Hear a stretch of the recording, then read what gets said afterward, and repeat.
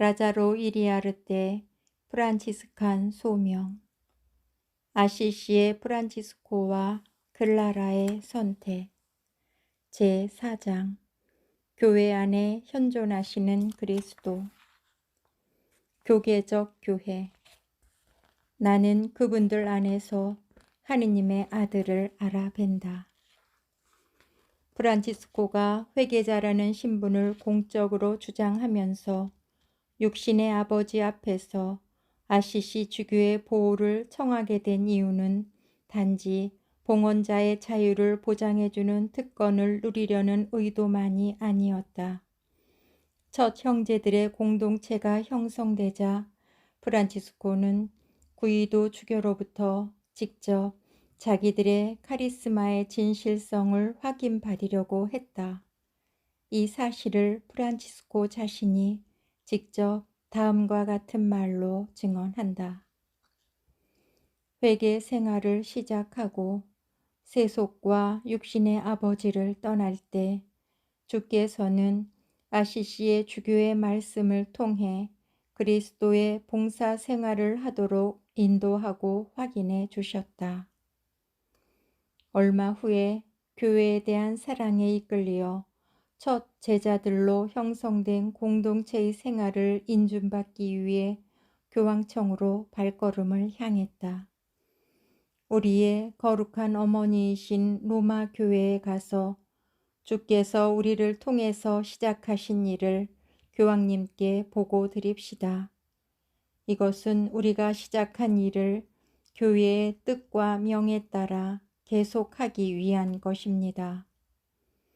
사부님이 교황 성화에게 아뢰인 것은 단순히 법적인 인준을 받기 위한 것이 아니었고 그는 무엇보다도 주께서 사도들에게 하신 것처럼 교황 성화로부터 자기와 자기 제자들을 위해 복음을 살고 전하는 사명과 파견을 받기를 원했다.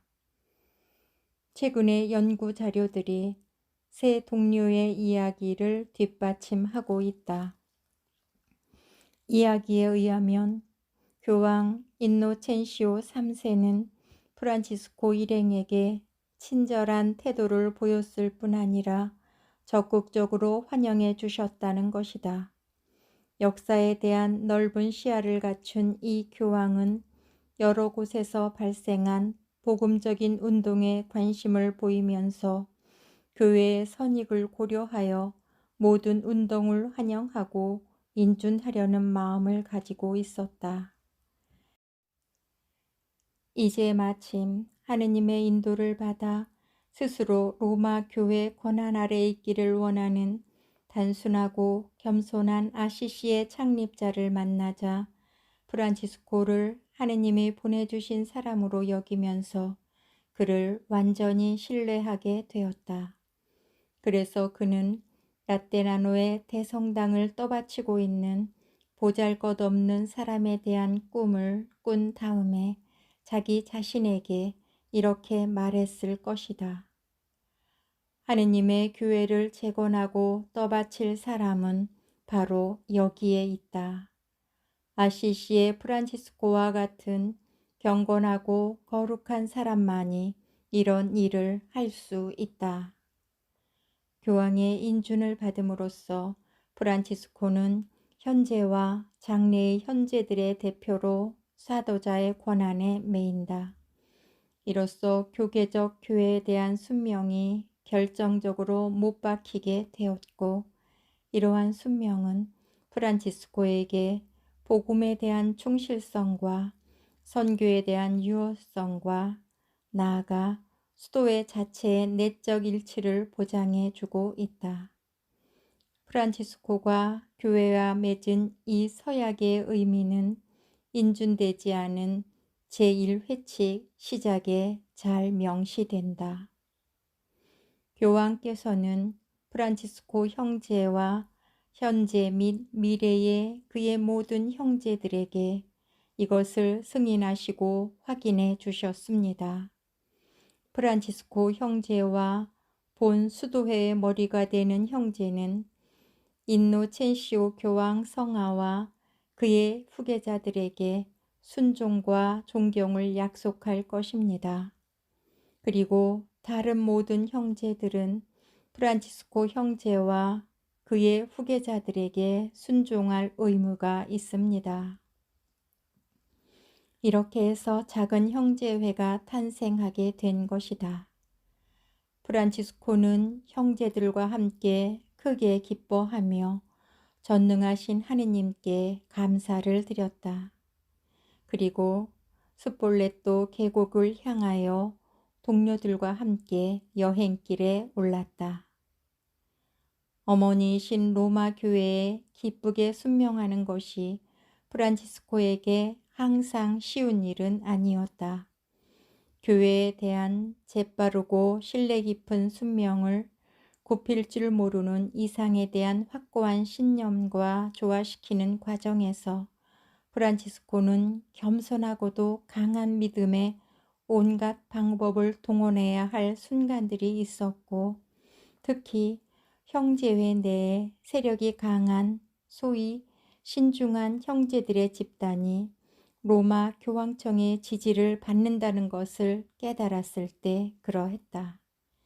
이외에도 그가 동방에서 돌아올 때 형제회가 처해 있었던 위기의 때와 1223년에 결정적 회칙이 힘들게 작성된 시기에도 마음 아픈 일이 많았다. 그럼에도 이 같은 괴로운 상황들이 카톨릭적인 사람, 온전히 사도적인 사도자에 충실한 사람인 프란치스코의 믿음을 흔들리게 하지 못했다.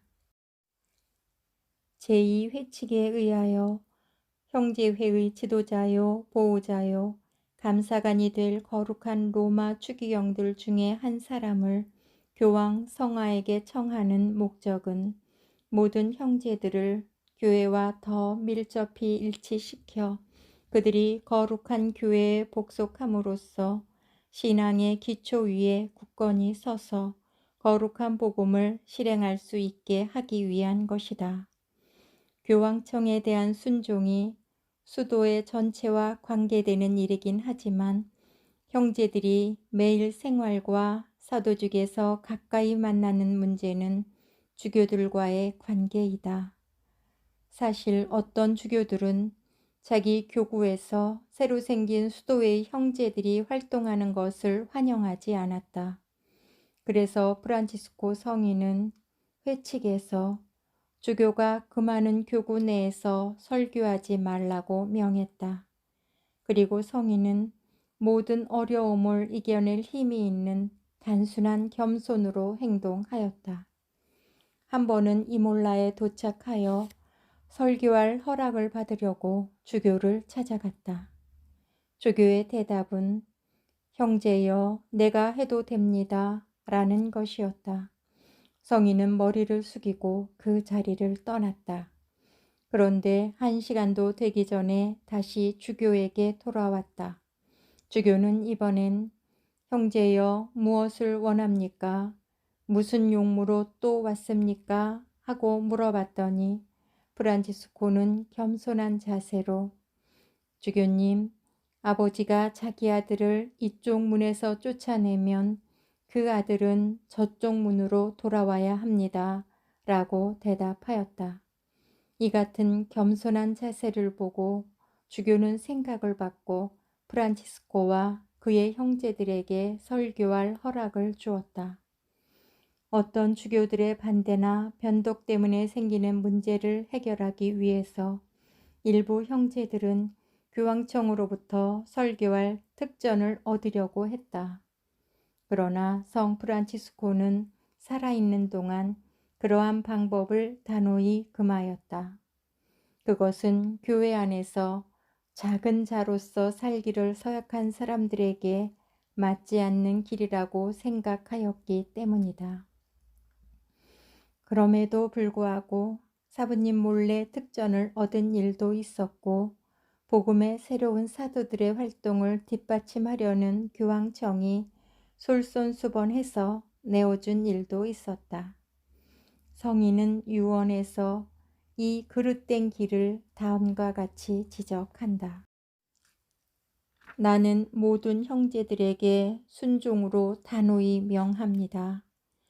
형제들이 어디에 있든지 직접 혹은 간접으로 설교하기 위해서나 자기 몸의 피해를 피하기 위해서나 성당이나 다른 건물을 위해서 어떠한 증서도 로마 교황청에 감히 신청하지 말 것입니다. 오히려 환영받지 못하거든 하느님의 축복 속에 회개 생활을 하기 위해 다른 지방으로 피하십시오. 앞으로 탁발 수도회와 교회의 사목자들 간에 생길 분쟁을 예지하듯이 프란치스코는 형제들에게 다음과 같이 당부한다. 주께서는 우리가 신앙을 일깨우는 데 있어 자모이신 성교회의 고위 성직자들과 일반 성직자들을 돕도록 우리를 부르셨습니다. 그래서 우리는 할 수 있는 데까지 그분들을 항상 사랑하며 그분들에게 존경과 영예를 드려야 합니다. 형제들이 작은 형제들이라 불리게 된 것은 이름만이 아니라 무엇보다도 품행과 표양으로 세상에 있는 모든 사람들 중에서 가장 작아야 하기 때문입니다. 한 번은 어느 형제가 형제들의 설교 때문에 어떤 주교들의 반대를 당하는 것에 대해 불만을 터뜨리고 있었는데 프란치스코가 그에게 말했다. 작은 형제들인 여러분은 하느님의 뜻을 이해하지 못하고 있으며 내가 하느님의 뜻대로 이 세상을 회심시키지 못하게 하는군요. 나는 먼저 우리의 성스러운 겸손과 존경심으로 주교님을 계심시키고 싶습니다. 그들이 여러분의 거룩한 생활과 그들에 대한 우리의 겸손한 경외심을 보게 된다면 그들은 오히려 여러분이 설교하여 사람들을 회심시켜 주도록 요청하게 될 것입니다. 이렇게 될 때 여러분은 특전에 의하기보다는 여러분의 설교로 사람들을 훨씬 더 잘 이끌어 드리게 될 것입니다. 특전이란 여러분의 자만심을 채우는 것 뿐입니다. 프란치스코가 죽고 몇 년 후 교황 그레고리오 9세는 작은 형제들에게 면소권을 부여하였다. 교회법상의 이 새로운 자치권은 봉건적 색조를 띤 이전의 특권과는 달리 탁발 수도회에 허용된 특권이라기보다 교황이 온 교회를 위해서 맡고 있는 사목적 직분의 표시요 요구였다. 면속은 또한 알렉산더 6세가 다음에 선언한 것과 같이 수도자들이 중재자 없이 직접 교황청에 바쳐야 할 순종의 결과라고 할 수 있다. 교회의 교계 제도에는 사제들도 포함되어 있다. 당대의 추기경, 주교, 아바스 등 고위 성직자들은 세속화되어 있었고 봉건 귀족들과 손잡고 살았는가 하면 수가 많은 하위 사제들 대부분은 학식이 부족하였고 그들의 생활도 모범적인 것이 아니었다. 그렇기 때문에 신자들의 신앙심은 흔들릴 수밖에 없었다. 그리고 새로 발생한 운동의 개혁자들은 그들을 낮춰봤다. 예를 들어 카타리파 사람들은 합당하지 않은 사쟁들에게 성채받기를 거부하였다. 그러나 프란치스코는 이 시련을 극복할 믿음을 가지고 있었고 이 점을 형제들에게 단호히 주의시켰다. 로마 교회의 간습에 따라 올바르게 생활하는 성직자들에 대한 신뢰를 가지는 종은 복됩니다. 그리고 이분들을 업신여기는 사람들은 불행합니다. 비록 그분들이 죄인들이라 해도 주님 자신만이 이들을 판단하는 것을 우리에게 유보시키기에 아무도 이분을 판단하지 말아야 합니다. 주님이 사제들에 대한 큰 신뢰심을 주셨고 또한 지금도 주시기에 만일 그분들이 나를 학대한다 해도 그분들이 받은 품 때문에 나는 그분들에게 달려가기를 원합니다. 그리고 그분들과 또 다른 사제들을 마치 나의 주인인 듯이 두려워하고 사랑하며 존경하기를 원합니다. 그리고 그분들 안에서 나는 하느님의 아드님을 알아뵙고 그분들이 나의 주인이므로 그분들 안에서 죄를 보고 싶지 않습니다.